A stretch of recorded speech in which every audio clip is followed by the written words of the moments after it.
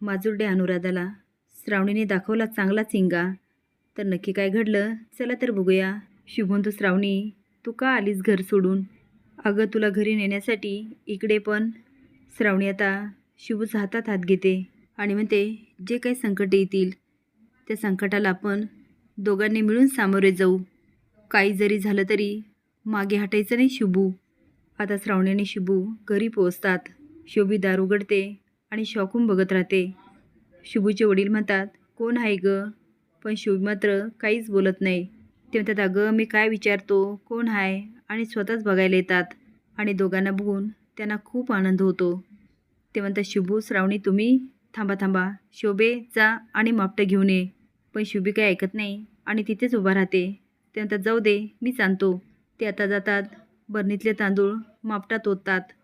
ते आता दारात ठेवतात आणि श्रावणीला म्हणतात, उजव्या पावलाने माप ओलांड आणि लक्ष्मीच्या पावलाने ह्या शेलार कुटुंबात गृहप्रवेश कर.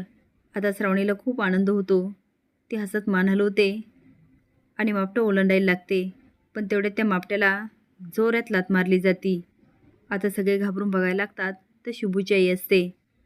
शुभूचे वडील म्हणतात, कारभारनी, अगं हे काय केलंस?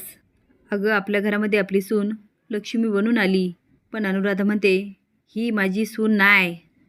अलकनंदा आणि रुद्राची तडफड होत असते. अलकनंदा म्हणते, ही श्रावणीशी पलटी मारेल असं कधीच वाटलं नव्हतं. आता विशंभरची सगळी संपत्ती त्या शुभूला मिळेल. रुद्राला तर एवढा राग येत असतो की तो दात खातो. पण काका आणि अपर्णा मात्र एवढे आनंदात असतात की एकमेकाला म्हणतात, श्रावणीने अगदी योग्य निर्णय घेतला. विशंभर पुन्हा एकदा खोलीमध्ये शांत बसलेला असतो. अलकनंदा जाते आणि म्हणते, विशंभर. पण विशंभर काहीच बोलत नाही. ती म्हणते, मला माहिती आहे तुला खूप त्रास झाला असणार. ही श्रावणी असं काही करेल असं वाटलं पण नव्हतं. शेवटी ती तिच्या आईसारखीच निघाली. विशंभर म्हणतो, नंदाका, मीच कमनिशिबी आहे. त्या बाईकडून पण अपेक्षा ठेवली आणि तिच्या मुलीकडून पण. शेवटी काय, दोघींनी धोका दिला. ह्या घराच्या चौकटीच्या आत तू पाऊल ठेवलंस ना, तर तुझे पाय मोडून मी हातात देईल. आता मात्र श्रावणी शॉकून बघत असते आणि तिच्या हातामध्ये फाईल असते. यावेळेस मात्र शुभूला खूप राग येतो आणि तो मोठ्याने ओरडतो, आई, आत्तापर्यंत मी तुझं खूप ऐकून घेतलं, पण आता माझ्या बायकोला बोललेलं मला अजिबात चालणार नाही. आत्तापर्यंत ट्यूट्यू करणाऱ्या अनुराधाच्या चेहऱ्यावरचे रंगच उडतात. ती म्हणते, शुभू, हे तू बोलतोस? तो म्हणतो, आई, मी आत्तापर्यंत शांत राहिलो, पण माझी काही चूक नसताना तू श्राद्ध घातलं. तरी मी शांत राहिलो. मला असं वाटलं माझी चूक झाली. खरं तर मला माहीत पण नव्हतं सानिका प्रेग्नंट आहे आणि तुम्ही माझं स्वीटीशी लग्न ठरवलं. ज्या स्वीटीने आत्तापर्यंत पावलोपावली माझा अपमान केला, जिथे दिसल तिथे पान उतारा केला.